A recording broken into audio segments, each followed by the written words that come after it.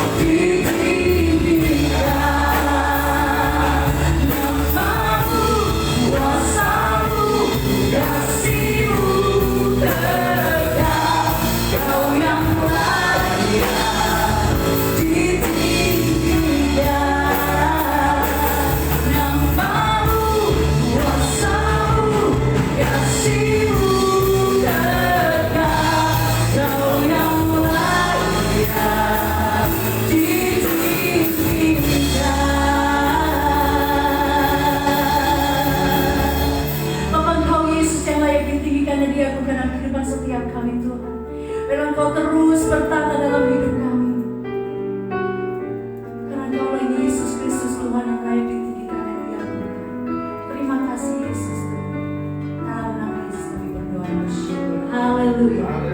Amin. Mari saudara dimanapun kau berada, bangkit berdiri bersama-sama, siapkan hati kita menyembah dan memuji Tuhan. Amin. Bersuka cita dalam hadirat Tuhan. Amin. Karena selama ini kita sudah merasakan kebaikan Tuhan di dalam kita. Amin. Mari Bapak Ibu saudara-saudari sekalian ucapkan terlihatlah kebaikan Tuhan di dalam hidup. Amin. Haleluya.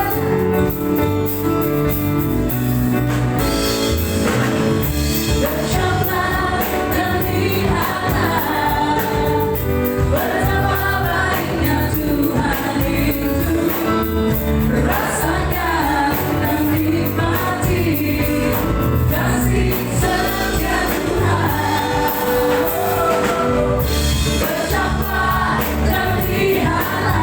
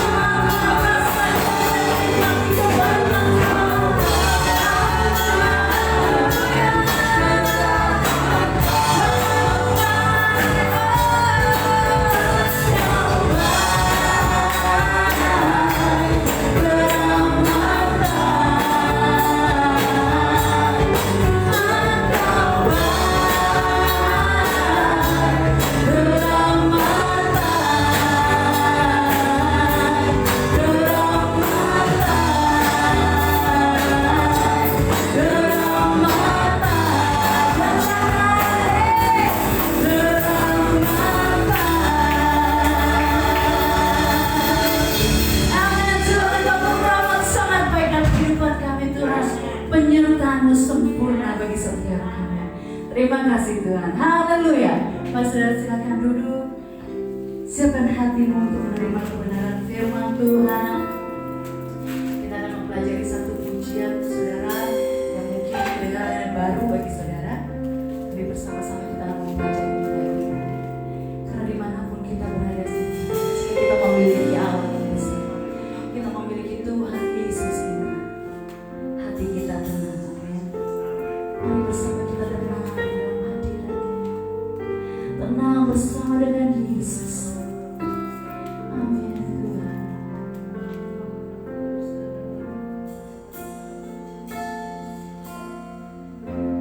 Bapa Kau mendengar seruan hati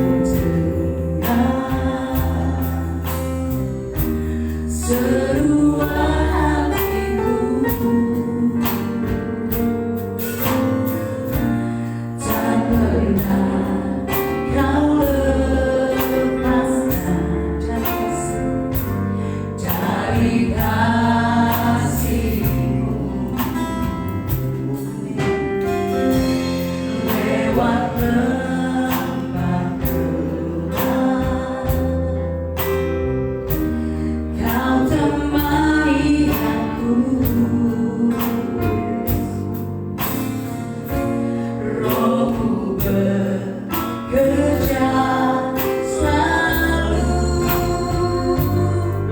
untuk kebaikanku.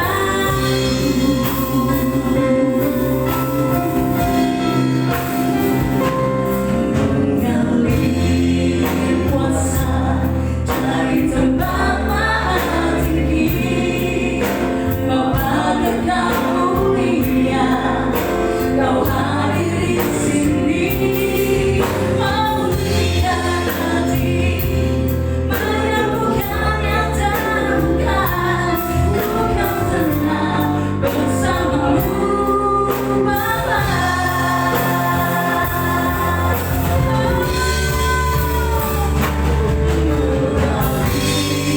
Kuasa dari tempat maha tinggi, Bapa Kekal mulia, Kau hadir di sini, memulihkan hati, menyembuhkan yang terluka. Ku kan tenang bersamamu, Bapa. Mengalir kuasa dari tempat maha tinggi, Bapa Kekal mulia, Kau hadir di sini, memulihkan hati, menyembuhkan yang terluka. Ku kan tenang bersamamu, Bapa. Mengalir kuasa dari tempat maha tinggi, Bapa Kekal mulia, Kau hadir di sini, memulihkan hati, menyembuhkan yang terluka.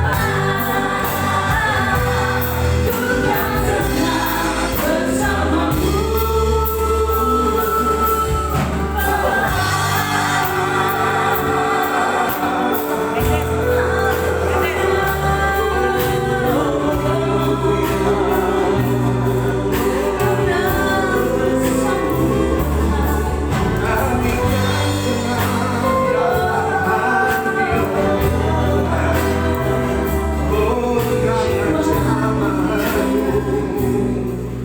kan tenang bersamamu, Bapa.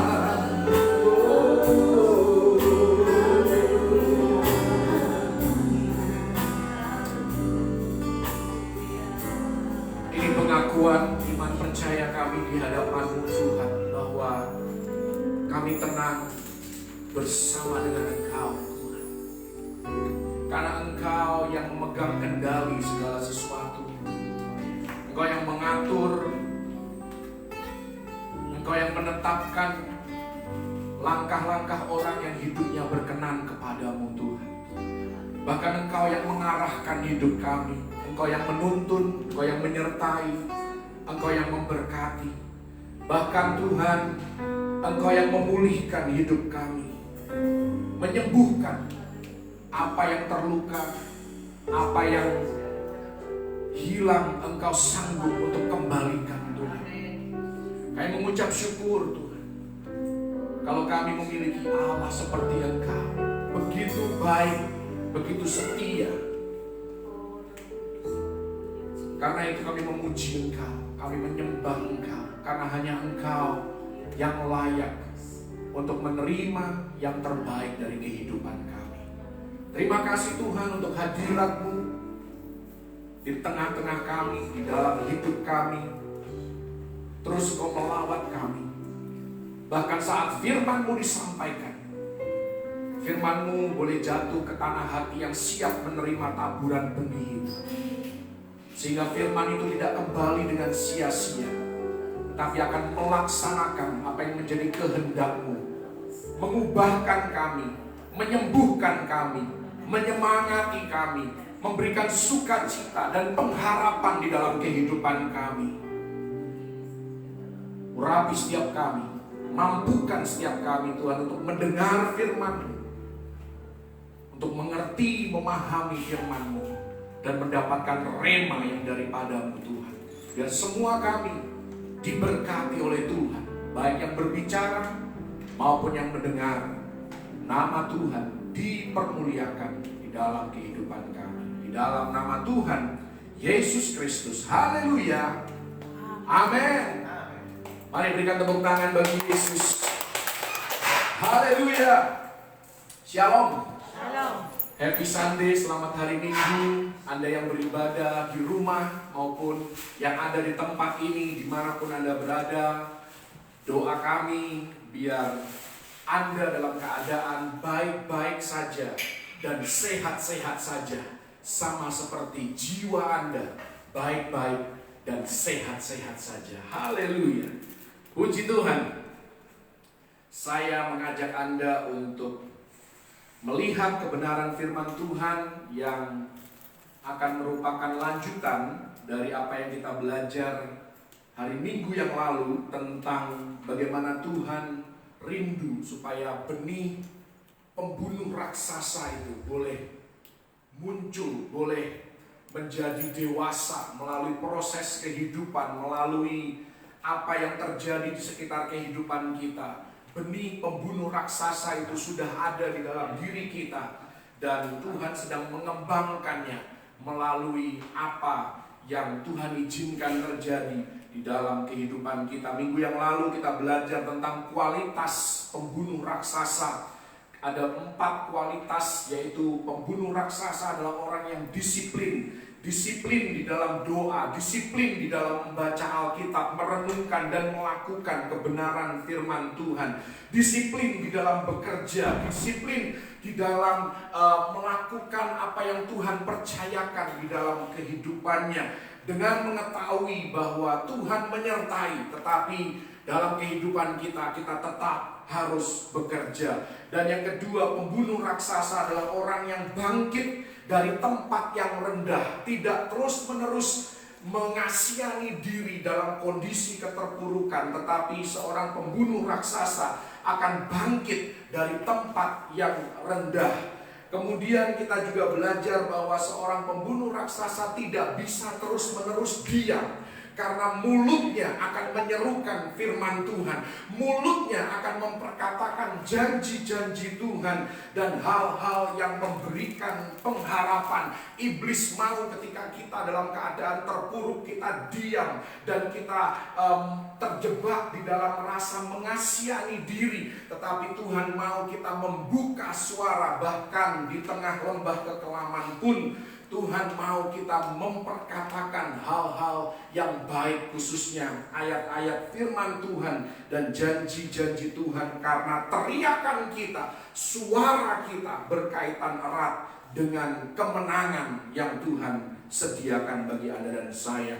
Yang terakhir, yang keempat, minggu yang lalu, bahwa seorang pembunuh raksasa adalah orang yang fokus pada upah, lebih daripada resiko, lebih daripada kesukaran dan masa kesulitan yang harus dia lewati. Dia fokus kepada upah yang Tuhan sediakan. Kalau Anda ingat, Daud dihina oleh kakaknya sendiri yang bernama Eliab. Ya, akan ada orang-orang yang selalu mengecilkan kita, meremehkan kita, menyepelekan mimpi kita, seolah-olah tidak ada artinya. Tetapi saya mau katakan, hidup kita bukan bergantung kepada perkataan manusia, tetapi hidup kita ditentukan oleh apa yang Tuhan katakan, apa yang Tuhan taruh di dalam roh kita, apa yang kita pikirkan tentang kita sendiri. Itulah yang terpenting untuk kita bisa mencapai destiny dan juga menggapai mimpi yang Tuhan berikan di dalam kehidupan kita. Dan kita harus percaya ada upah yang besar yang Tuhan sediakan kalau kita mau hidup di bawah otoritas kebenaran firman Tuhan dan terus belajar hidup benar, mempertahankan hal-hal yang sakral bagi Tuhan, hal-hal yang Tuhan kasihi kita pertahankan itu, maka kita akan melihat upah yang besar Tuhan berikan dan Tuhan sediakan di dalam kehidupan kita. Bagian berikutnya saya mengajak Anda untuk melihat di dalam 1 Samuel 17 ayat yang ke-37. Saya sekali lagi berbicara tentang kualitas daripada pembunuh raksasa yang Tuhan ingin kembangkan di dalam kehidupan kita. Kalau kita ingin melihat raksasa-raksasa dalam hidup kita, halangan, rintangan, hambatan apapun yang mencoba menghentikan kita untuk menjadi pribadi seperti yang dikehendaki oleh Tuhan, atau mengejar mimpi yang Tuhan taruh di dalam hati kita, semua penghalang itu adalah raksasa. Bahkan kata Goliat itu di dalam salah satu bahasa Babel, Goliat itu berarti roh yang merusak. Ada hal-hal yang berusaha untuk merusak mimpi kita, merusak kerinduan kita untuk hidup benar. Ya, rintangan dan intimidasi, jebakan yang menghalangi kita untuk hidup di dalam kehendak dan rencana Tuhan yang sempurna. Tuhan mau kita melihat di sepanjang hidup kita, raksasa di dalam hidup kita itu roboh. Karena itu kita perlu kualitas para pembunuh raksasa. 1 Samuel 17 ayat yang ke-37, di sana dikatakan pula kata Daud, Tuhan yang telah melepaskan aku dari cakar singa dan dari cakar beruang, Dia juga akan melepaskan aku dari tangan orang Filistin itu. Kata Saul kepada Daud, pergilah, Tuhan menyertai engkau. Ini adalah yang kelima di dalam kualitas dari seorang pembunuh raksasa. Seorang pembunuh raksasa menurut 1 Samuel 17 ayat yang ke-37 adalah seseorang yang konsisten baik di dalam gelap maupun di dalam terang. Dikatakan di sana di ayat yang ke-37 bahwa Daud memerangi singa dan beruang dikala orang lain tidak melihat, orang tuanya tidak mengawasi, kakak-kakaknya tidak mengawasi, tidak ada orang di sekitar kehidupan Daud, dan dia tetap melakukan hal ini dengan sungguh-sungguh. Dan saya mau katakan di dalam kehidupan kita, peperangan kita yang sesungguhnya terjadi bukan di hadapan orang banyak, melainkan ketika tidak ada penonton di dalam kehidupan kita. Dan sebagai pembunuh raksasa, kita harus belajar untuk konsisten, baik di dalam gelap-gelap maupun di tempat yang terang. Baik itu dalam hal keuangan, dalam hal moral, di dalam menjaga integritas, kejujuran di dalam kehidupan kita. Kita harus menjadi orang yang konsisten, bukan terlihat baik di luar tetapi bobrok di dalam, tetapi konsisten di luar dan di dalam. Haleluya. Kita seringkali terlalu fokus kepada talenta, seolah-olah talenta itu penting, lebih penting dari segalanya. Tapi saya mau katakan bahwa Tuhan yang kita sembah adalah Tuhan yang lebih fokus kepada karakter. Talenta penting, panggilan itu penting, tetapi karakter itulah yang akan membuat kita menjadi pembunuh raksasa. Pertanyaannya, apa yang engkau lakukan ketika tidak seorang pun akan tahu apa yang engkau lakukan? Terkadang kita tidak mau mencuri, kita tidak mau korupsi karena takut ketahuan. Pertanyaannya, kalau tidak akan ketahuan, kalau orang tidak akan pernah tahu kejahatan Anda, atau kelakuan buruk Anda, atau apapun yang Anda bisa lakukan ketika tidak seorang pun akan tahu, Anda tidak akan tertangkap basah, tidak ada CCTV kamera yang mengawasi hidup Anda. Apa yang Anda lakukan? Itulah yang menentukan apakah kita punya karakter sejati. Saya bekerja di sebuah kantor yang punya budaya ABS, asal Bapak Senang. Jadi semua orang berlomba-lomba untuk memoles presentasi sehingga boroknya tersembunyi. Yang muncul hanya kata-kata indah dan janji-janji angin surga kepada bos. Bahkan saya mau katakan budaya di kantor di mana saya bekerja, sulit bagi orang jujur untuk bisa maju.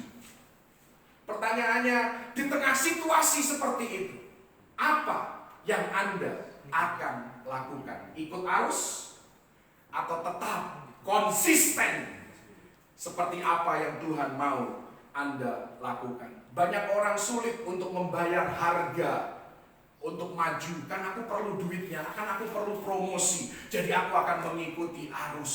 Oh iya, pertanyaannya, berapa lama hati nurani Anda akan tahan dengan hal-hal yang tidak benar? Itu yang menentukan bahwa apakah Anda itu hidup di dalam keselamatan oleh Yesus Kristus. Kalau ada hal-hal yang Anda tahu hal itu tidak benar dan Anda lakukan, apakah hati nurani Anda menjerit? Kalau ada jeritan dari jiwa Anda, itu tidak benar, engkau tidak seharusnya melakukan itu. Orang yang percaya kepada Tuhan tidak boleh melakukan itu. Kalau tidak ada jeritan itu, Anda harus menangis di hadapan Tuhan karena keselamatan Anda sedang dipertanyakan. Tetapi kalau Anda tahu Anda melakukan hal yang salah, kemudian jiwa Anda menjerit, roh Anda berteriak dan menangis, itu tanda yang baik. Itu tanda bahwa Anda hidup dipimpin oleh roh Tuhan. Dan kita harus belajar untuk lebih taat kepada suara roh dibandingkan kedagingan kita. Sekalipun seolah-olah hal di depan mata kita itu begitu luar biasa. Saya mau katakan, kalau kita mau mempertahankan konsistensi, integritas dan kejujuran kita, Tuhan menyediakan upah yang jauh lebih besar. Haleluya. Kita harus belajar konsisten. Singa dan beruang adalah masalah pribadi Daud. Goliat adalah penampilan publik Daud. Singa dan beruang melambangkan kelemahan pribadi kita yang harus kita perangi senantiasa. Bahkan mungkin orang tidak tahu, orang tidak melihat karena kita memolesnya, kita menutupinya dengan masker kerohanian yang begitu luar biasa, sehingga orang tidak tahu kelemahan dan kekurangan kita. Saya mau katakan bagi anak Tuhan, jangan suka pencitraan. Kalau Anda mau pencitraan, jadilah bintang iklan. Haleluya. Karena yang diiklankan selalu hal-hal yang baik. Iklan obat, mana pernah diomongin efek sampingnya? Enggak, pasti obat-obatan, wah ini manjur untuk ini manjur untuk itu, ya, dan segala macam. Ya, iklan sampo, ya kan, itu selalu menonjolkan hal-hal yang baik, padahal tidak tahu ketika sampo itu dipakai karena nggak cocok sama jenis rambutnya, muncullah ketombe, ya kan, muncul rontok dan lain sebagainya. Jadi ya, jadi bintang iklan saja kalau Anda cuma suka pencitraan. Tidak perlu malu mengakui bahwa kita tidak mampu dan kita butuh pertolongan. Kita punya kelemahan, kita punya kekurangan. Kita perlu menjadi orang yang konsisten, baik di dalam gelap maupun di tempat yang terang. Ini menuntun kepada poin yang keenam. Seorang pembunuh raksasa itu adalah seorang yang adalah dirinya sendiri. Kalau Anda mau menjadi pembunuh raksasa, jadilah diri Anda sendiri. Ayat yang ke-38 dan 39 dari 1 Samuel 17 dikatakan di sana. Lalu Samuel mengenakan baju perangnya kepada Daud. Ditaruhnya ketopong tembaga di kepalanya, dikenakannya baju zirah kepadanya. Lalu Daud mengikatkan pedangnya di luar baju perangnya. Kemudian ia berikhtiar untuk berjalan sebab belum pernah dicobanya. Maka berkatalah Daud kepada Saul, aku tidak dapat berjalan dengan memakai ini, sebab belum pernah aku mencobanya. Kemudian ia menanggalkannya. Saya mau katakan bahwa pembunuh raksasa tidak mengenakan dua pakaian yang berbeda di dalam kehidupannya. Ini tadi cocok dengan poin sebelumnya. Orang yang pembunuh raksasa adalah orang yang konsisten. Banyak orang Kristen memakai dua baju. Satu baju dia pakai untuk ke gereja, Satu baju lagi dia pakai ketika dia ada di kantor, ketika ada di dunia bisnis, ketika dia ada di dunia sekuler. Tetapi saya mau katakan pembuluh raksasa yang konsisten adalah orang yang tidak membedakan apakah itu sekuler, apakah itu rohani. Kenapa? Karena hidupnya konsisten. Dia adalah apa adanya dia. Dia menjadi dirinya sendiri. Banyak anak-anak hari ini yang punya playlist lagu berbeda ketika bersama dengan orang tuanya. Lagunya Hillsong, lagunya lagu gereja semua. Ketika bersama dengan teman-temannya, lagunya sudah sangat-sangat berbeda. Sudah sulit dibedakan mana orang percaya, mana yang bukan orang percaya. Jangan punya dua baju yang berbeda. Kenakan baju yang sama, baik ketika Anda ada di gereja maupun ketika Anda ada di luar gereja, di kantor, di kehidupan berkomunitas, di sekolah, dimanapun Anda berada. Kenakan satu baju saja. Kita tidak perlu menjadi duniawi untuk menjangkau dunia. Kita seringkali menyalah mengertikan apa yang dimaksudkan dengan Rasul Paulus. Dia katakan, di tengah orang Yahudi, aku jadi orang Yahudi. Di tengah orang Yunani, aku jadi orang Yunani. Maksudnya bukan Anda mengikuti kebobrokan mereka. Anda tetap Anda. Anda harus konsisten menjadi diri Anda sendiri. Dan tidak masalah untuk menjadi berbeda dengan dunia. Anda perlu untuk belajar tentang kehidupan orang-orang yang Anda jangkau, budaya yang Anda jangkau. Anda perlu mengerti, Anda perlu memahami, Anda perlu untuk mempelajarinya. Tetapi di dalam hal perilaku, di dalam hal integritas, di dalam hal moralitas, Anda tidak perlu untuk menjadi seperti dunia untuk bisa menjangkau dunia. Saya pernah diajak satu kali karena komunitas di tempat kerja. Ada momen, ada forum di mana kami diminta untuk bisa bercakap-cakap, ngobrol dengan santai di antara para pemimpin perusahaan. Kemudian saya sebenarnya males, saudara. Saya tahu orang-orang ini, tapi saya tidak menyangka sejauh mana kehidupan mereka. Saya pikir ya sudahlah, saya ikut. Saya coba ikut sekali, saudara. Dan di luar dugaan saya, mereka ini adalah orang-orang yang kuat minum. Minum alkohol itu seperti minum air, saudara. Saya minum satu gelas saja udah langsung gatel-gatel kulit saya, saudara. Muka saya merah, saya nggak bisa, saudara. Minum alkohol terlalu banyak, saudara.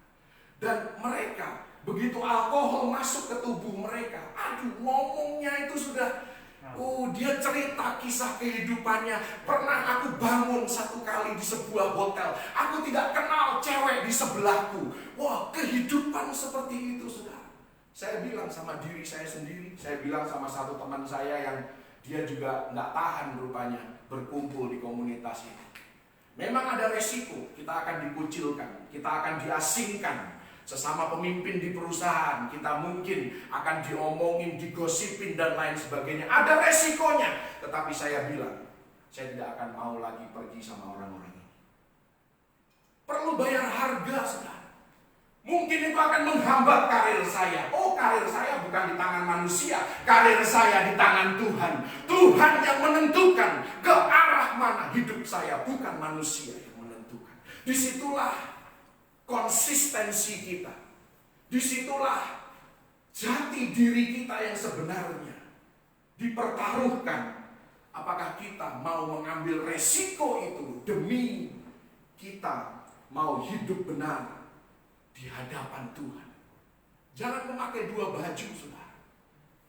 Karena Anda tidak akan pernah bisa berperang mengenakan baju perang Saul. Daud tidak bisa pakai bajunya Saul. Daud tidak bisa menjadi Saul. Dan kita tidak bisa mengenakan bajunya orang lain dan berharap Tuhan akan memakai kita seperti yang Dia maksudkan. Kita tidak perlu merasa terintimidasi oleh mereka yang lebih hebat, lebih terkenal dari kita. Tidak perlu. Kita diurapi untuk menjadi diri kita sendiri. Kita tidak diurapi untuk menjadi orang lain. Pakai apa yang Tuhan berikan kepada kita. Sekalipun senjata kita tidak sekinclong senjata orang lain. Daud mengalahkan Goliat memakai umban dan batu. Musa membelah Laut Merah memakai tongkat gembala. Paulus melenyapkan penyakit dan roh jahat pakai apa? Sapu tangan. Kuasa kesembuhan dilepaskan melalui bayangan Petrus. Dan Yesus di dalam kesederhanaannya, dia kerap kali mengusir roh jahat, menyembuhkan orang hanya dengan perkataannya. Oh, Anda pikir, oh tidak keren. Senjata Anda tidak sekeren senjatanya Saul. Saul kinclong, baju perangnya kinclong, perisainya kinclong, karena dilap setiap hari. Oh, pedangnya begitu tajam karena diasah setiap hari. Oh, tidak peduli, saudara. Tuhan bisa memakai Anda, dan Tuhan akan memakai Anda ketika Anda menjadi diri Anda sendiri. Dengan segala perlengkapan, dengan segala talenta dan karunia yang Tuhan berikan kepada Anda. Tanggalkan baju perang Saul dan kenakan baju yang Tuhan karuniakan pada kita. Artinya apa? Tetaplah pada talenta, tetaplah pada urapanmu, tetaplah pada tugas dan tanggung jawabmu. Jangan pernah membanding-bandingkan diri dengan orang lain. Oh, dia keren banget. Wah, dia hebat banget. Oh, dia terkenal banget. Terus, so what gitu loh. Terus aku harus terintimidasi begitu. Terus aku harus tertekan begitu kalau dia lebih terkenal. Tidak perlu tertekan, karena Tuhan memakai kita sesuai dengan kapasitas kita, sesuai dengan hal-hal yang Tuhan sudah berikan kepada kita. Tidak perlu menginginkan kehidupan orang lain, karena kita tidak tahu apa yang terjadi dalam kehidupan orang lain. Kita tidak tahu. Baru-baru ini muncul interview yang begitu terkenal dari Pangeran Harry dan Meghan. Ya kan? Anda tahu, ternyata hidup di sebuah kerajaan juga nggak enak-enak banget, nggak nyaman-nyaman banget. Mereka juga tidak bahagia di tengah kelimpahan yang ada. Apapun yang mereka mau, mereka bisa dapat. Apa yang mereka butuhkan, mereka bisa dapatkan. Detik itu juga mereka bisa dapatkan. Ternyata nggak bahagia juga kan?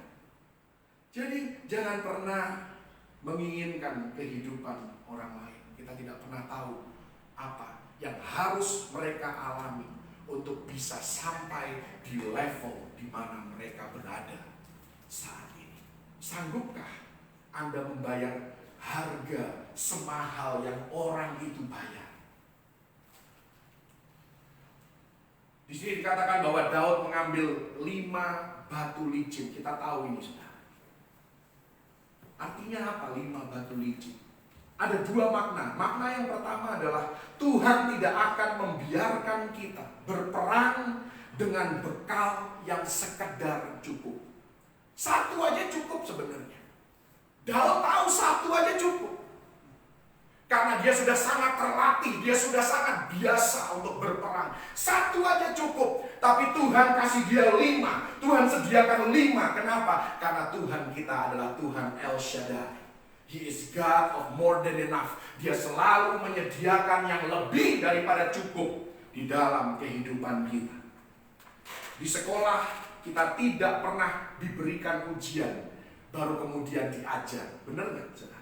Demikian juga dalam kehidupan kita.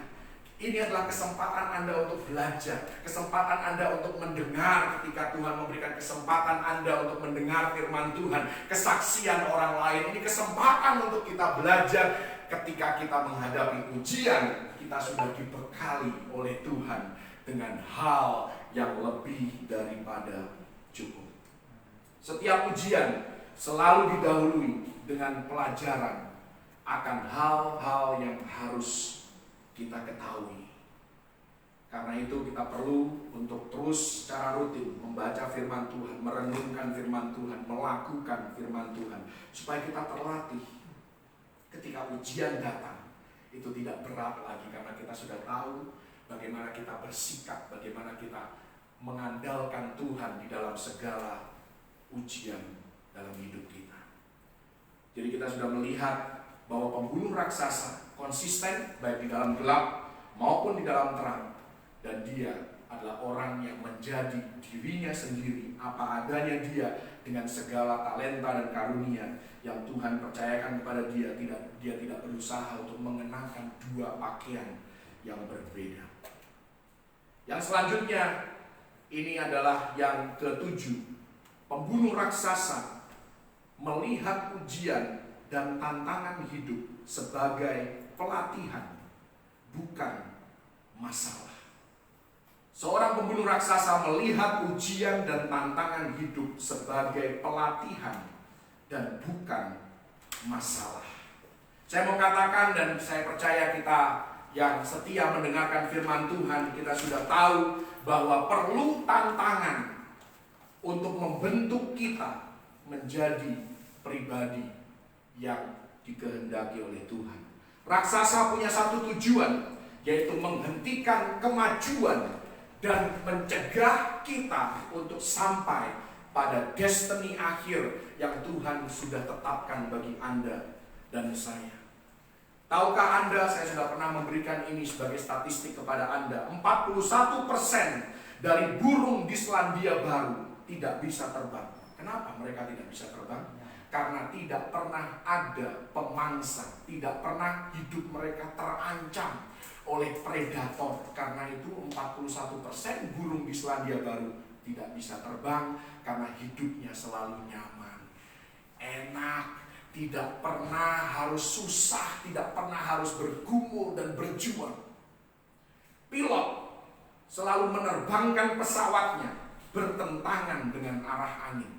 Kenapa? Supaya ada daya angkat, supaya pesawat itu bisa take off, ya, keluar dari landasan dan mulai terbang mengudara.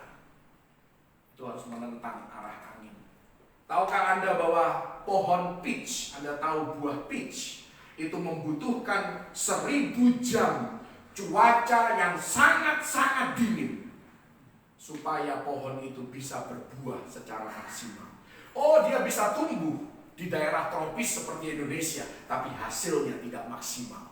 Tetapi di sebuah negara yang ada 4 musim, yang mungkin musim dinginnya sampai suhunya di bawah 0, disitulah pohon peach akan maksimal pertumbuhannya. Karena tanpa resistansi, tanpa ada tantangan, tanpa ada ujian di dalam kehidupan kita, kita tidak akan maksimal di dalam apa yang Tuhan sediakan bagi kita. Pembunuh raksasa melihat setiap konflik dan setiap krisis sebagai kesempatan untuk bertumbuh. Saya pernah dikasih tahu oleh seseorang di kantor di mana saya bekerja. Dia katakan begini, Ben, kalau kamu mau promosi gampang, selesaikan masalah. Jadi kita harus menyelesaikan masalah dulu, bukan membuat masalah. Ya, kadang-kadang orang mau mencari perhatian, bikin masalah, bikin gara-gara, jadi troublemaker. Bukan itu. Kalau Anda menginginkan promosi, Anda mau menjadi orang yang berpengaruh, Anda yang mau menjadi orang yang berdampak, Anda harus menjadi problem solver, bukan troublemaker. Haleluya. Raksasa atau masalah itu mengekspos kekuatan di dalam diri kita yang seringkali kita tidak sadar. Sudah 1 tahun 52 minggu kita melewati masa pandemi. Dimulai kan minggu ketiga bulan Maret tahun 2020, pandemi karena COVID-19. 52 minggu kemudian itu hari ini. Tanpa sadar pandemi memberikan kita kekuatan, membangun ketangguhan kita yang mungkin kita tidak sadari selama ini. Oh, ternyata aku bisa. Ternyata aku tahan juga, ternyata aku kuat. Ternyata krisis ini tidak membunuh aku. Oh, krisis ini tidak membuat aku depresi. Tapi krisis ini membuat aku semakin kuat, semakin dekat dengan Tuhan, semakin peka akan suara Tuhan. Raksasa bisa menjadi ukuran sejauh mana kita sudah bertumbuh, sejauh mana kita sudah menjadi dewasa. Ketika kita diperhadapkan dengan masalah, apalagi masalah yang berulang, ya, orang membuat kita marah, orang merugikan kita. Satu kali kita marah, kedua kali apa reaksi kita? Kalau kita sudah bisa mulai mengandalkan Tuhan, kita mengampuni orang ini. Ketiga kalinya lebih mudah untuk melepaskan pengampunan, lebih mudah untuk mendoakan. Sudah biasa kayak gini. Nah, itu artinya raksasa itu sudah membangun kekuatan Anda, dan Anda tidak jatuh di lubang yang sama terus menerus. Pembunuh raksasa itu tidak mulai sebagai pembunuh raksasa. Daud tidak begitu dia lahir langsung jadi pembunuh raksasa. Enggak, benihnya ada. Benihnya sudah ditanam. Tetapi Daud melewati satu proses kehidupan. Dia mulai sebagai pemain musik. Dia mulai sebagai seorang gembala yang rendah hati.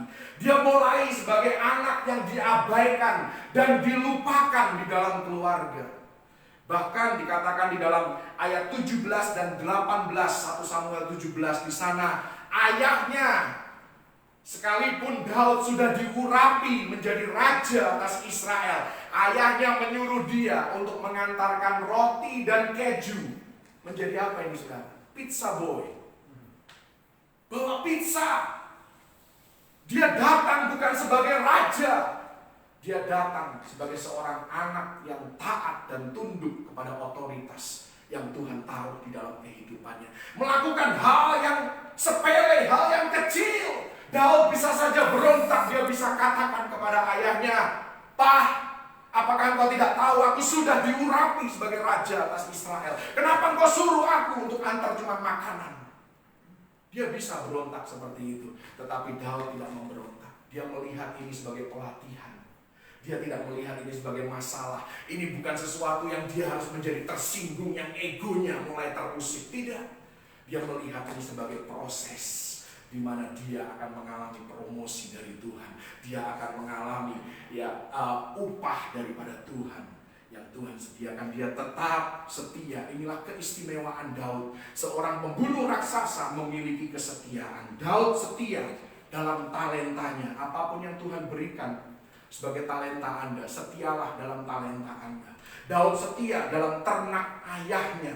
Bahkan dikatakan ayat 34 dari 1 Samuel 17 bahwa Daud sudah terbiasa. Dia sudah biasa menghadapi ancaman yang mengancam bisnis keluarganya, yang mengancam nafkah keluarganya. Singa dan beruang adalah ancaman terhadap keberadaan atau kesejahteraan hidup keluarganya. Tetapi di sana dikatakan oleh Daud, aku sudah biasa. Sudah biasa artinya ini hal yang dia secara rutin setia, dia lakukan dengan baik. Dia setia pada otoritas, dia setia kepada Tuhan.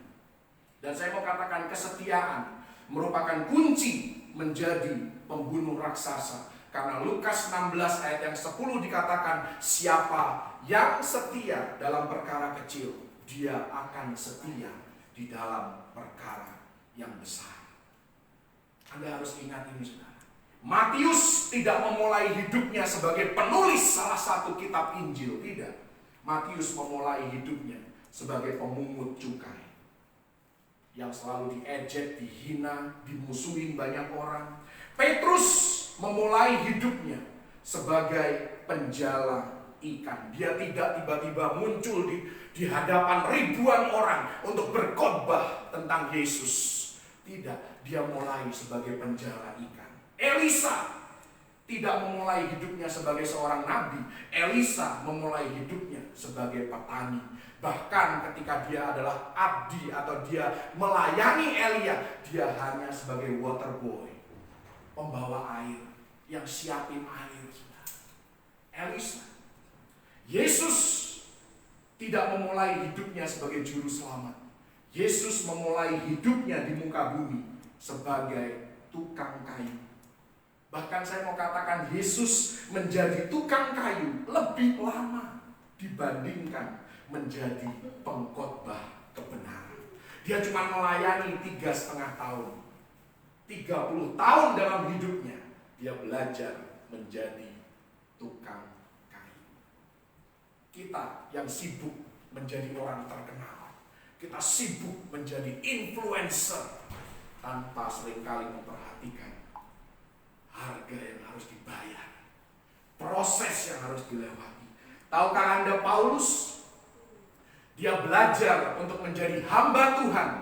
Selama 14 tahun dia melewati pelatihan demi pelatihan. Anda tahu berapa lama Rasul Paulus melayani? Kitabnya banyak. Rasul Paulus cuma melayani selama 10 tahun. Persiapannya 14 tahun. Dia cuma melayani 10 tahun. Diikuti dengan 10 tahun di penjara. Jadi, saudara, kalau Tuhan sedang mempersiapkan Anda, jangan pengen cepat keluar dari pelatihan itu. Tuhan sedang memoles Anda, membentuk Anda. Ketika Anda keluar dari proses itu, Anda menjadi pribadi yang sesuai dengan kehendak Tuhan, dan Anda bisa menanggung beban itu. Karena bebannya berat yang harus ditanggung. Kita membawa Yesus di dalam kehidupan kita. Haleluya.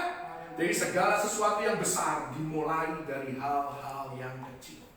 Bagaimana prakteknya dalam hidup kita? Saya suka mengilustrasikan seperti ini. Kalau Anda mau hemat listrik di rumah, gampang caranya. Kalau Anda keluar dari kamar, tolong matikan lampu, matikan AC. Hal-hal kecil yang seringkali, ya mungkin ya Anda tinggalkan AC itu seharian, Anda tinggalkan lampu itu menyala seharian, mungkin biayanya tidak terlalu besar. Tapi kalau Anda lakukan itu setiap saat, setiap waktu, jangan heran di akhir bulan tiba-tiba tagihannya meledak. Bingung, dari mana ini?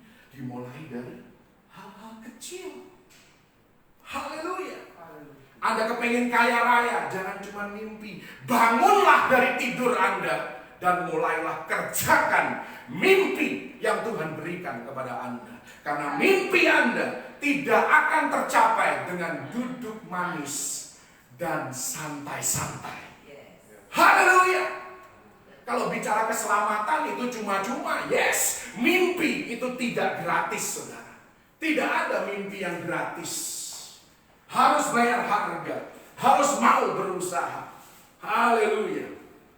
Pembunuh raksasa tidak mulai sebagai pembunuh raksasa, tetapi pembunuh raksasa mulai di mana dia berada. Ada satu ayat Pengkhotbah 11, ayat yang keempat. Ayat yang harus Anda ingat. Kalau Anda diberikan mimpi oleh Tuhan, Anda diberikan visi yang besar oleh Tuhan, ini ayat bagi Anda. Pengkhotbah 11 ayat 4. Siapa senantiasa memperhatikan angin tidak akan menabur, dan siapa senantiasa melihat awan tidak akan menuai. Artinya apa? Jangan pernah menunggu sikon menjadi sempurna baru Anda mau bertindak, baru Anda mau menabur, baru Anda mau take action. Dimulai dari sekarang. Aku gak punya banyak duit, mulailah dengan setia memberi kepada pekerjaan Tuhan, memberi perpuluhan, memberi sesuai dengan kebenaran firman Tuhan. Maka sedikit demi sedikit Tuhan mengarahkan dan menetapkan kehidupan Anda ke arah destiny dan mimpi yang Tuhan taruh di dalam kehidupan Anda. Jangan menunggu segala sesuatu sempurna. Oh, nanti kalau aku sudah kaya raya. Oh, nanti kalau anakku sudah lulus. Oh, nanti kalau aku sudah punya bisnis besar. Oh, terlalu banyak seandainya dalam hidup kita. Terlalu banyak kalau dalam hidup kita. Lakukan sekarang juga. Just do it. Just do it. Anda tidak pernah salah ketika Anda memutuskan untuk melakukan kebenaran firman Tuhan. Tidak pernah salah. Itu dijamin. Haleluya. Karena itu tidak heran, Daud ini setia dalam perkara kecil. Makanya dikatakan dalam 2 Samuel 3 ayat yang pertama, bahwa Daud menjadi semakin hari semakin kuat. Saul semakin hari menjadi semakin lemah. Karena Daud selalu dia berdasarkan keberhasilan masa lalu, dia terus setia melakukan hal-hal yang kecil. Lama-kelamaan dipercayakan hal-hal yang besar. Dan dia tahu kalau dia setia dalam perkara kecil, tidak perlu khawatir dalam perkara yang besar pun dia juga akan setia. Masalah yang besar tidak akan menghancurkan dia, karena dia tahu di masalah yang kecil pun, tanggung jawab yang kecil pun dia sudah lakukan itu dengan baik. Haleluya. Ada beberapa poin lagi, tetapi karena waktu yang terbatas, saya memberikan kepada Anda satu poin yang terakhir. Poin yang ke-8. Seorang pembunuh raksasa punya ketetapan hati dan tidak mudah menyerah. Haleluya. Ya, ayat yang ke-40 dari 1 Samuel 17. Ini bagian terakhir, saudara. Dikatakan di sana, lalu Daud mengambil tongkatnya di tangannya. Dipilihnya dari dasar sungai 5 batu licin yang ditaruhnya dalam kantong gembala yang dibawanya, yakni tempat batu-batu, sedang umbannya dipegangnya di tangannya. Demikianlah ia mendekati orang Filistin itu. Tadi saya katakan bahwa 5 batu licin punya 2 interpretasi. Interpretasi yang pertama menunjukkan bahwa Tuhan selalu menyediakan yang lebih daripada cukup dalam kehidupan kita. 5 batu licin punya interpretasi yang kedua. 5 batu licin di sini artinya Daud berketetapan hati bahwa apapun raksasa yang ada di dalam hidupnya, yang sedang dia hadapi, itu harus roboh dengan cara apapun. Goliat harus roboh dan harus dikalahkan. Dia punya ketetapan hati, dia tidak pernah menyerah. Karena itu dia ambil 5. Dia berpikir kalau yang pertama aku meleset, aku coba lagi yang kedua. Kalau yang kedua aku meleset, aku akan coba lagi yang ketiga. Yang ketiga meleset, coba yang keempat. Keempat meleset, aku akan coba yang kelima. Dan dari pengalamanku selama ini, tidak akan lebih dari 5 untuk menghancurkan Goliat. Karena dia sudah punya pengalaman, dia sudah terlatih. Dalam kehidupan kita jangan pernah menyerah, saudara. Kalau batu pertama kita lempar dan itu meleset, kita masih punya 4 batu lagi, saudara. Tuhan sediakan lebih daripada cukup. Kalau Anda sedang mencari pekerjaan yang baik, Anda sudah mencoba untuk membuat CV, itu batu Anda yang pertama. Buat CV, kirim CV, tetap tidak bisa mendapatkan pekerjaan. Batu yang kedua, Anda harus berdoa kepada Tuhan. Oh, berdoa belum dapat jawaban. Batu yang ketiga, Anda berpuasa. Batu yang ketiga belum berhasil, Anda mulai bergaul. Tanya teman Anda, tanya koneksi Anda, punya pekerjaan atau tidak, ada lowongan atau tidak. Kalau itu tidak berhasil, saudara, yang kelima Anda belajar, buka wawasan. Oh, siapa tahu Tuhan membuka pintu untuk bisnis. Aku gak perlu kerja buat orang lain, aku bisa mempekerjakan orang lain. Itu 5 batu dalam kehidupan kita, saudara. Seorang pembunuh raksasa tidak akan pernah berhenti berusaha. Banyak kegagalan terjadi bukan karena kurang kemampuan, tetapi karena tidak ada ketetapan hati. Saya tidak tahu menerjemahkannya, tetapi dalam bahasa Inggris ada satu kata grit. G-I-R-T. G-I-R-T. Nanti Anda cari terjemahnya. Grit, kita harus punya grit. Semakin susah kehidupan ini, Anda harus semakin berketetapan hati. Aku bisa kalahkan ini. Aku bisa robohkan raksasa ini. Semakin berlumpur hidup kita, semakin kaki kita nancep di sana. Dan katakan, I will never give up. Aku tidak akan pernah menyerah. Kalau perlu aku berdoa sekali lagi. Kalau perlu aku mimpi sekali lagi. Kalau perlu aku berusaha sekali lagi. Kalau perlu aku tetap memberi. Dan bahkan memberi lebih banyak. Karena kalau Anda sudah melakukan firman Tuhan, tidak pernah salah keputusan Anda. Kalau perlu aku minta nasihat, aku akan minta nasihat sekali lagi. Itulah 5 batu licin yang Tuhan mau kita bawa di dalam kehidupan kita. Jangan berhenti sampai kita mendapatkan hasil yang Tuhan mau kita nikmati dalam hidup ini. Kalau Anda membaca di dalam Pengkhotbah 3 dari ayat 2 sampai ayat yang ke-8, di sana ada 28 musim kehidupan. Anda cari nanti. Tidak ada satu pun dikatakan di sana ini adalah waktu untuk menyerah. Tidak ada. Ada waktu untuk membangun, ada waktu untuk menghancurkan, ada waktu untuk bersuka cita, untuk tertawa, ada waktu untuk bersedih dan menangis. Tapi tidak sekalipun dikatakan di sana ada waktu untuk menyerah. Tidak ada. 28 musim Anda bisa bolak-balik mengalaminya. Ada waktu di mana Anda menangis. Ada waktu di mana Anda mengalami kemenangan kecil dalam kehidupan Anda yang membuat Anda bersorak, angkat tangan, memuji Tuhan. Yes! Tapi tidak pernah dikatakan ada waktu untuk menyerah. Karena itu, jangan pernah menyerah.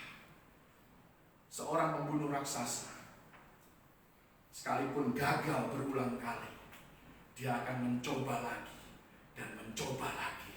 Karena masih ada banyak cadangan, saudara. Satu batu kelewat, masih ada batu kedua meleset, masih ada batu ketiga. Terus Anda punya 5 batu. 5 adalah angka kasih karunia. Kasih karunia Tuhan akan membuat Anda menjadi pembunuh raksasa dan melihat seluruh raksasa di dalam kehidupan Anda roboh dan Anda keluar lebih daripada pemenang. Tuhan Yesus memberkati. Haleluya.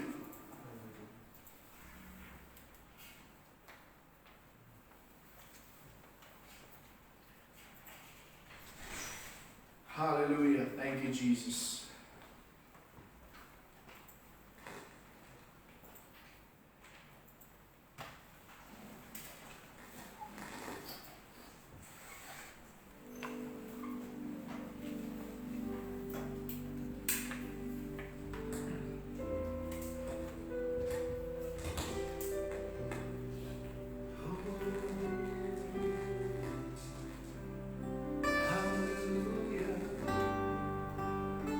Mari Anda pejamkan mata sejenak, Anda renungkan firman Tuhan ini. Tuhan mau Anda menjadi pembunuh raksasa. Tuhan rindu untuk melihat raksasa-raksasa apapun dalam hidup Anda roboh satu persatu. Dan Anda keluar lebih daripada pemenang.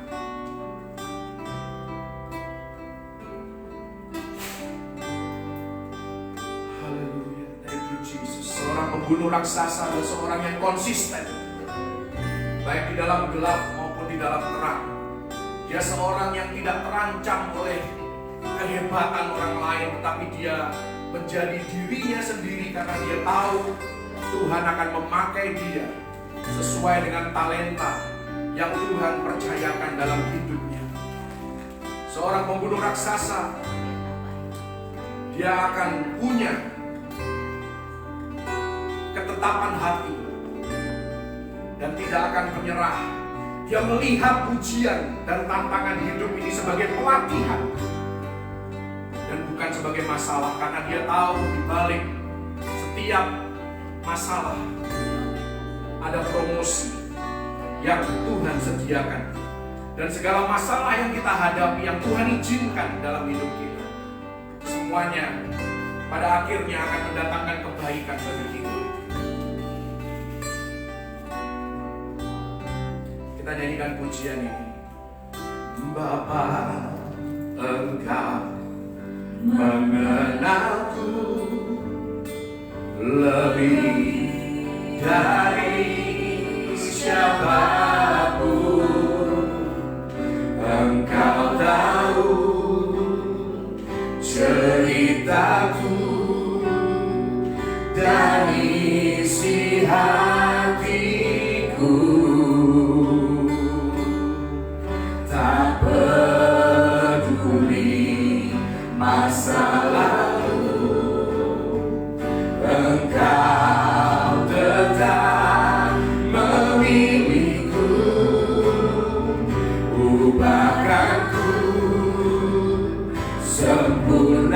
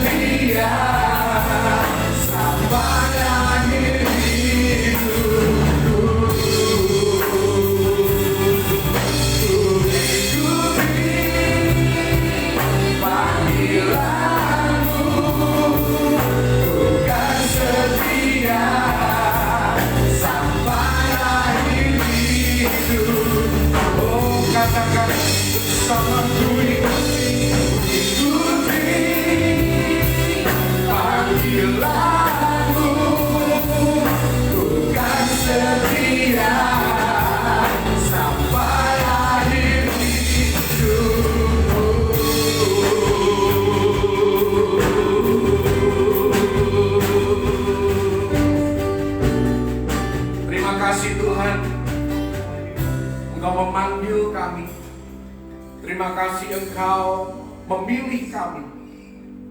Tidak peduli masa lalu kami, tidak peduli kualifikasi kami,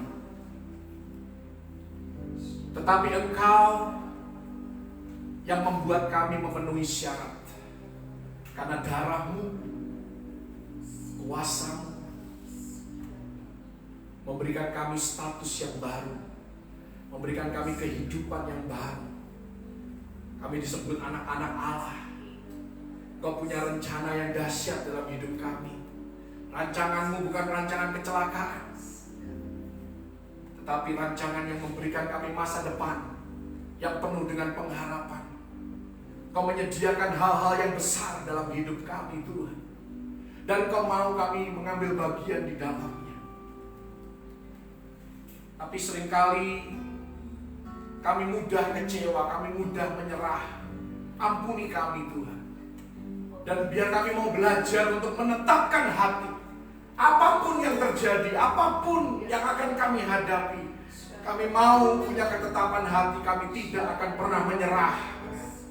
Karena kami punya Tuhan yang lebih daripada cukup. God of more than enough. Engkau tidak memberikan pencobaan yang lebih daripada kekuatan kami. Engkau tidak mengizinkan tantangan dan halangan dalam hidup ini, Tuhan, yang melebihi kemampuan kami, Tuhan. Memang benar kami tidak bisa berbuat apa-apa tanpa Engkau, tapi bersama dengan Engkau kami sanggup untuk menanggung segala perkara. Karena Engkaulah yang memberikan kepada kami kekuatan. Kami perlu Engkau lebih lagi, Tuhan.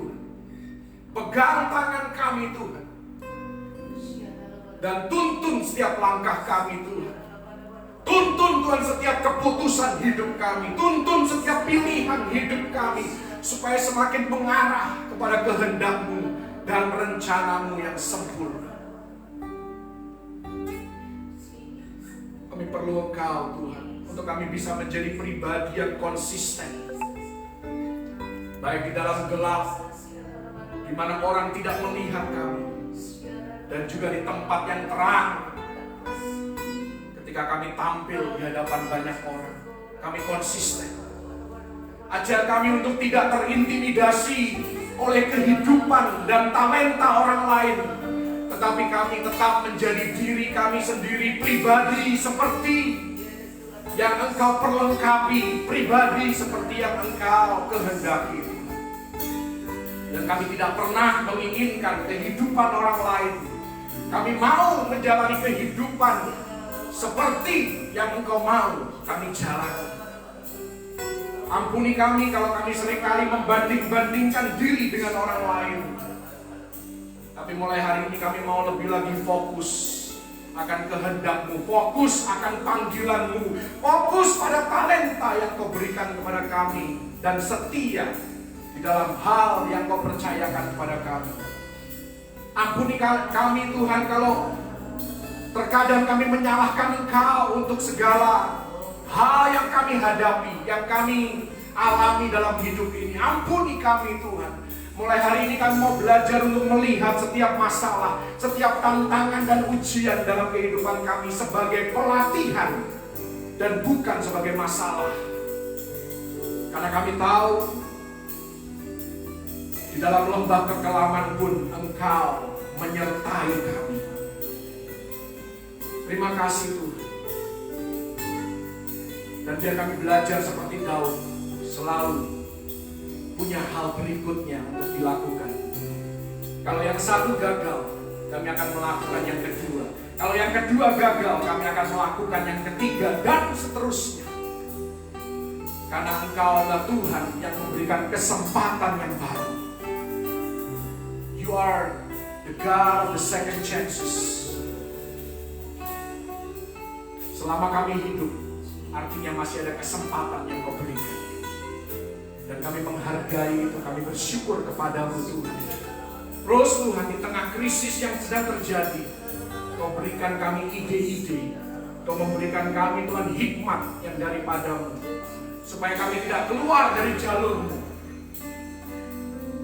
Tapi kami terus ada Tuhan, fokus pada tujuan yang Kau Tuhan Yesus tetapkan dalam kehidupan kami.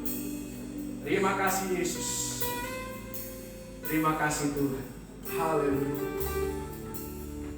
Ku terima kuasa yang datang dari Bapa, Putra, dan Roh Kudus.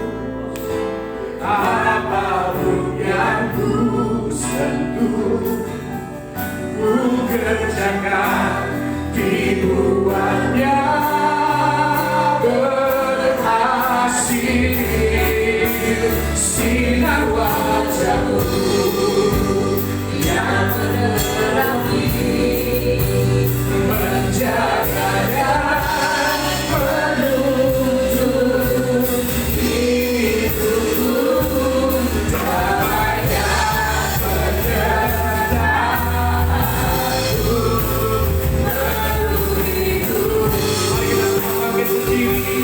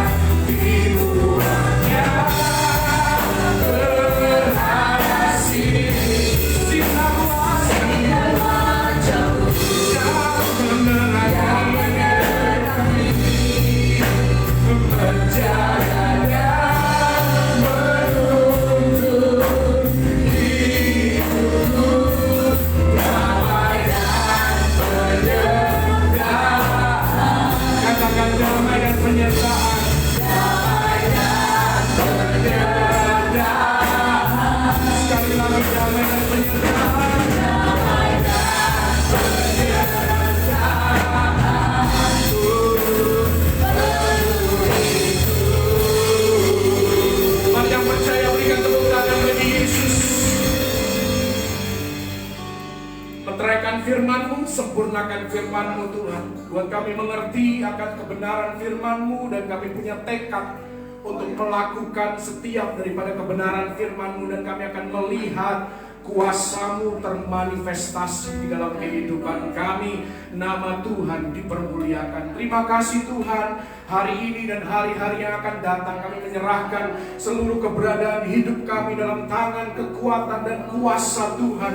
Biar Engkau menjauhkan kami dari segala mara bahaya, celaka maupun maut. Virus, bakteri, penyakit tidak dapat menyentuh tubuh kami. Kami diberikan kesehatan ilahi supaya kami dapat memuliakan Engkau dengan tubuh jasmani kami. Setiap senjata yang ditempa terhadap kami dan keluarga besar kami tidak akan berhasil di dalam nama Tuhan Yesus Kristus. Penyertaan dan perlindungan-Mu sempurna atas hidup kami. Engkau menempatkan kami di tempat yang benar pada saat yang tepat, bertemu dengan orang-orang yang Kau utus dalam kehidupan kami, dan kami mengalami kasih karunia Tuhan dalam kehidupan kami, keluarga, karir, keuangan, kesehatan, bisnis kami Tuhan. Apapun Tuhan Yesus yang dihadapi oleh anak-anak-Mu, bahkan mereka yang masih bersekolah, Engkau memberkati Tuhan Yesus anak-anak kami Tuhan, sehingga mereka menjadi generasi penerus yang tangguh,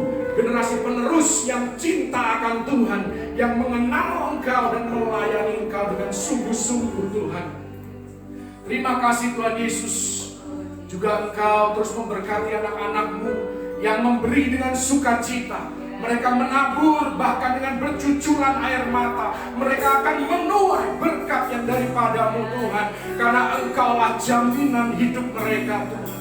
Engkau Tuhan memberkati secara khusus mereka yang mengembalikan apa yang menjadi milik Tuhan, persembahan persepuluhan ke dalam rumah perbendaharaan supaya tersedia makanan di sana. Kau akan membukakan tingkap langit atas kepala mereka, dan Kau mencurahkan berkat-Mu sampai tidak ada tempat untuk menampungnya. Mereka harus menjadi berkat, dan mereka akan menjadi berkat bagi orang-orang di sekitar kehidupan mereka. Kemuliaan Tuhan dinyatakan atas hidup mereka. Engkau sendiri akan menghardik dan menghalau belalang pelahap, belalang pengerik, belalang lompatan, dan belalang pindahan di dalam nama Tuhan Yesus Kristus. Tidak dapat mengganggu taburan mereka di tanah yang baik, akan menghasilkan tuaian yang berlipat kali ganda. Nama Tuhan diagungkan dan dimuliakan. Terima kasih Tuhan, terima kasih. Engkau juga memberkati di dalam ibadah-ibadah sepanjang hari ini, ibadah sekolah minggu, ibadah remaja, ibadah minggu malam, dan juga ibadah-ibadah yang dijadwalkan dari Senin sampai Minggu yang akan datang setiap hari. Semua kegiatan yang ada kami percaya semua ini untuk kemuliaan nama-Mu Tuhan. Biar Engkau yang turun tangan, Engkau yang melawat setiap umat-Mu yang setia kepadamu, dan Engkau yang memberkati mereka Tuhan. Terima kasih Tuhan Yesus, terima kasih. Kami menyerahkan segala sesuatunya dalam tangan kekuatan dan kasih Tuhan, karena kami percaya You are God of more than enough. Engkau Allah El Shaddai yang menyediakan lebih daripada cukup di dalam kehidupan anak-anak-Mu yang mengandalkan Engkau lebih dari segalanya. Kami mengangkat tangan kami di hadapan-Mu, sempurnakan berkat-Mu atas umat-Mu Tuhan. Engkau memberkati dan melindungi umat-Mu. Engkau menyinari umat-Mu dengan wajah-Mu dan memberikan kasih karunia-Mu. Engkau menghadapkan wajah-Mu kepada umat-Mu dan memberikan kepada mereka damai sejahtera yang berlimpah-limpah di dalam segala keadaan, mulai hari ini sampai Maranatha Yesus datang kali yang kedua, bahkan sampai selama-lamanya. Di dalam nama Tuhan Yesus Kristus, terima berkat yang terbaik dari Bapa Surgawi dan umat yang terus berpengharapan hanya kepada Tuhan Yesus Kristus. Mari sama-sama katakan amin. Silakan duduk saudaraku. Ku yakin Engkau memberkati aku, berikan limpah. Mari bersyukur kepada Tuhan dan berkatakan firman Tuhan itu.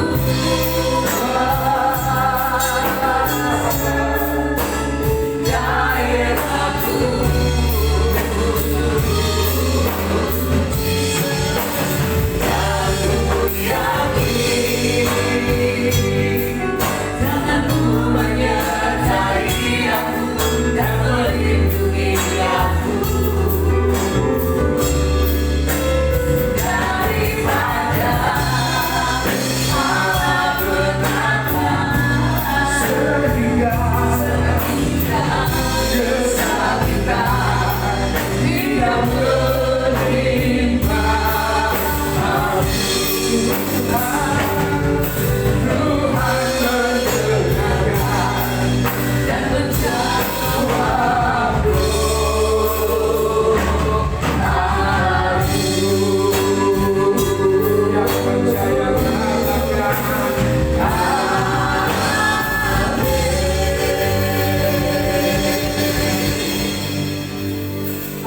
sedang memberikan persembahan baik kolekte maupun perpuluhan, Anda bisa mentransfernya ke nomor rekening BCA 523-014-5247.